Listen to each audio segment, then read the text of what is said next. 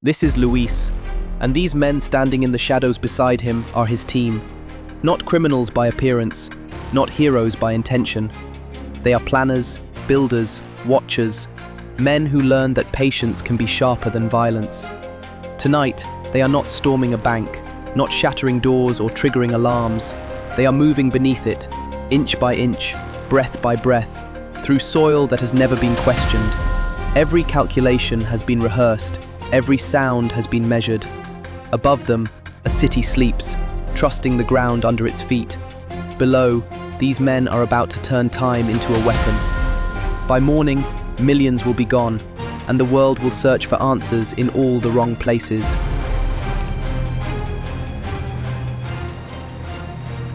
Fortaleza moves like a city that trusts itself. Mornings arrive with the same light, the same sounds. The calls of market sellers, the hiss of buses, the measured steps of people on routine errands. It is a city that keeps faith in the surface, in shutters, in locks, in vault doors that close and are not questioned again until the accounting arrives. This is the ordinary part of the story. It is the quiet part. People cross the plazas and imagine their world to be steady. They do not look down. They do not listen to the soil beneath their shoes. That absence of attention is a kind of faith, and it is in that faith that danger finds a place to wait. This is not the story of a loud intrusion. It is the story of the slow removal of certainty. It is a story of men who learned how to use time itself as a tool. Men who preferred the subtle art of subtraction to the violence of confrontation. It begins not with a mask or a gun, but with a plan that treated patience as power. Luis did not look dangerous. He had the sort of face the city forgot 5 minutes after meeting. He shuffled papers in offices. He smiled at clerks. He paid rent on time. He was the kind of man who fit into crowds like a single, unread line in a ledger. His thinking was quieter, and that was what made him dangerous. Luis believed noise was risky, and that spectacle invites correction. He watched systems the way other men watch weather, patterns, repetitions, intervals. He noticed when security measures multiplied in response to obvious threats, new cameras, stronger doors, and he noticed what they never changed, the ground.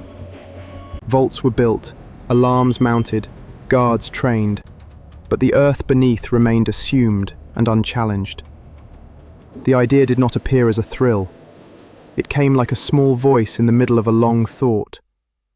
What if you never enter a vault because you come up from beneath? What if the safest place is the place no one expects to look? He imagined a theft that would not be a theft at the moment it happened, because nothing would shatter in the public eye. He imagined a moving of value that went unseen until it was simply absent. When he spoke of that possibility, he used neither bravado nor bluster. He used calendars, not courage. He thought in months and habits. He gathered men who could be patient with time. The engineer was a man who had built things to last. His blueprints had protected lives in other people's stories. He knew the language of load, how weight shifts through stone and how silence hums through concrete. When Luis unfolded the maps, the engineer regarded them as a problem of material, not morals. He measured soil density and the likely reverberations of a saw under a marble floor. He calculated how much air a man consumes in a cramped corridor and how to feed that air forward. To him, the vault was geometry, layers of reinforcement, the lay of rebar, the angles where sound would leak. When he agreed, he did not promise success. He promised tolerances. He designed supports and ventilation and wrote down the precise times men could work to keep noise below detection. We have to keep quiet, they're watching. No sound. Just write it down. He taught the team to value the hush of a well-placed bolt more than the drama of a sprinting escape. That was the first change. Where others planned for adrenaline, he planned for sleep. The driver, the watchman, the talker, the money launderer. The group looked like a collection of ordinary trades. The driver knew routes by the sound of a bus, by the way gutters sang in the rain. He moved trucks with an eye for leaving no pattern, for being the grain in the city's noise. The watchman could stand still for hours and make that stillness seem like invisibility. He listened for things other people missed. The soft click of a cover tightened 3 streets away. The difference between a man's step and a woman's step in the dark. The talker had hands that were fast and a mouth that loved the warmth of company. His weakness was stories. Even in the least exalted of men, the push to be known can erode discipline. He was valuable in work and dangerous in leisure.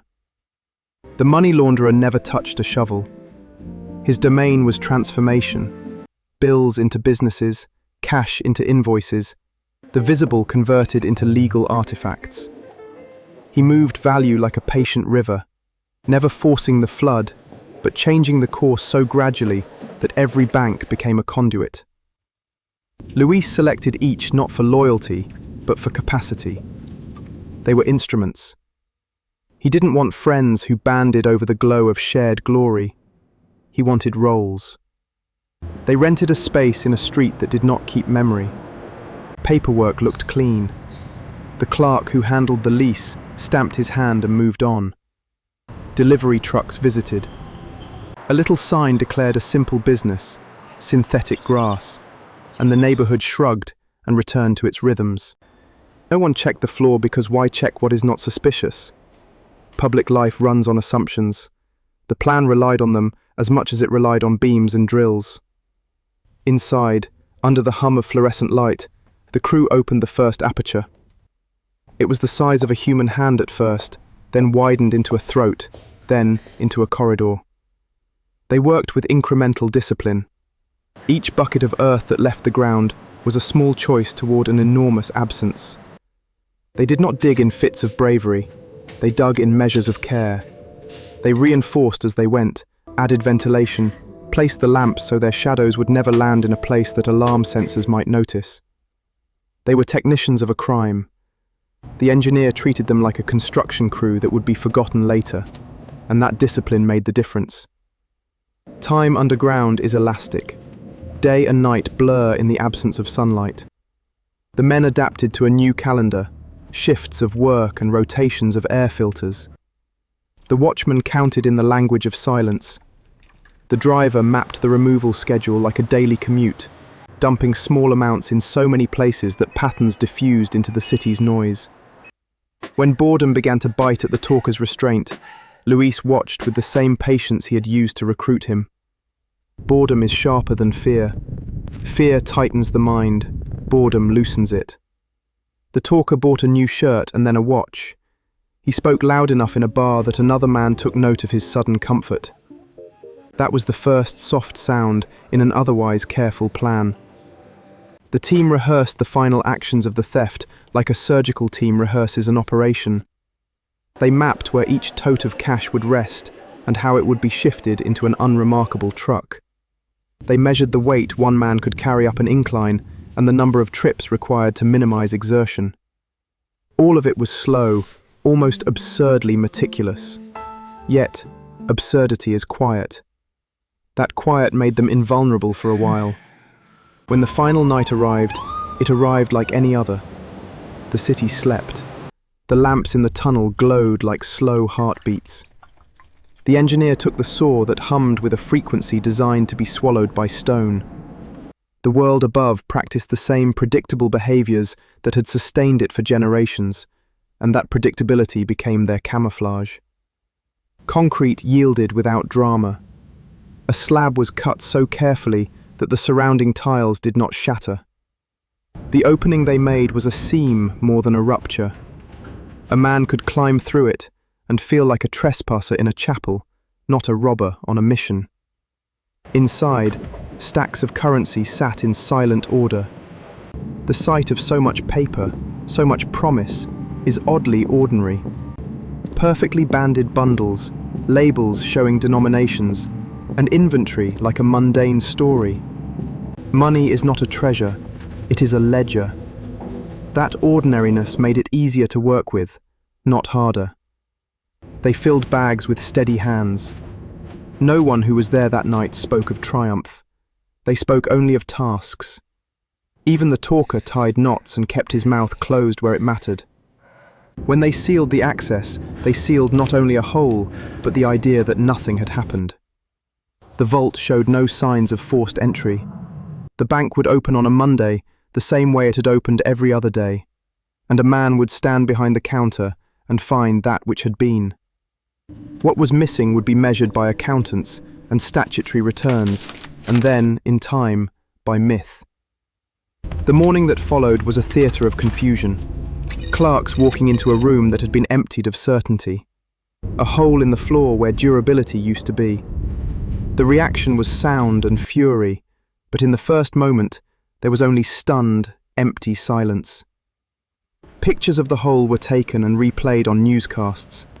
Pundits turned the mechanical engineering of the theft into moral panic. As news vans gathered, the men dispersed in their ordinary clothes. They did not run. They returned to rhythms intended to be indistinct. Luis ate breakfast in a cafe that smelled of coffee and nothing else.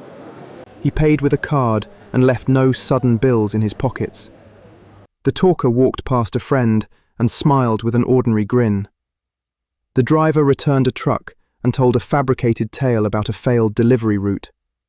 The real theft, the extraction of secrecy, unfolds in these ordinary acts afterward.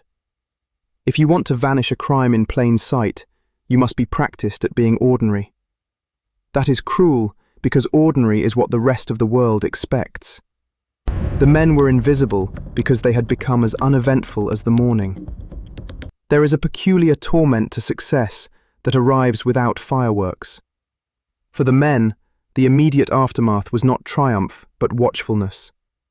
There is no edifice of joy in a perfect theft. There is only the calculus of exposure.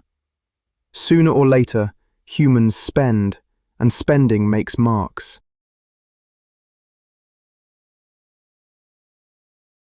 The money launderer began his quiet labor as if balancing a set of scales. He took the visible mountain of cash and chopped it into hills. Small deposits, plausible invoices, payments to firms that could justify sudden income. He rewrote value so completely that the original paper stacks would evaporate into legitimate financial life.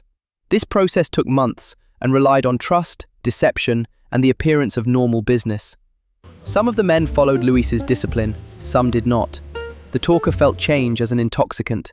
He bought new shoes. He tipped more generously. He told stories to people who were not part of the plan. Fame leaks from such behavior like light through a window. It is small, but it becomes visible. Law enforcement did not panic. Detectives moved with the same patience the thieves had used. They admired, in private conversations, the audacity and the engineering. Then they began to catalogue small deviations in life. A license plate, a series of cash withdrawals, a neighbor who remembered a truck leaving at odd hours. Police love to wait because ordinary life is predictably irrational. Humans make mistakes, systems do not. The first arrest was not the mastermind. Raptures of evidence do not appear in headlines like the drumming crescendo of a movie. They appear in routine traffic checks, in bank tellers who remember faces that were not before, in a man who carries more cash than his declared income suggests. The talker was the first to slide. He had been careless enough that a small, otherwise random stop turned into a pattern. Interrogation rooms have their own calendar. They do not shout. They chew at the edges of people's stories until the seams loosen. The men in uniforms did not need brilliance. They needed time and the quiet pressure of possibility. The talker spilled because a person under pressure does not think in the long arc of strategy. He thinks in the immediate relief of having spoken. That is the human variable that undoes many careful plans. One revelation leads to another. A name drops. A rendezvous time appears less believable. The money launderer's network shows a subtle anomaly. Small things add up. The investigators trace paper trails that looked clean and find, through patience, the pattern in what had been designed as randomness. The engineer had built so much of the operation in his head that he could obsess over any potential failure. He replayed the nights when the saw bit into concrete. He considered whether a misaligned bolt would have changed the frequency of the cut and thereby attracted attention. He thought through every ventilation change and every shift schedule. When arrests began, the engineer did not flee. He tightened his home routine, changed his shopping times, and deleted numbers. But knowledge is a trap in this case. He knew where things could be proven and where evidence might exist. That knowledge is a mental burden. It is the difference between being a man who designed structures and being a man made anxious by his own competence. Where he had once found pride, he now found dread. The perfect plan revealed the imperfect human element, and in that imperfection, authorities found traction. Luis did not panic. He practiced a different art: absence. He had never wanted to be the man who spent the money. He had wanted the scheme to prove an idea, that time could be applied as force. After the theft, he retreated not into exile, but into normalcy.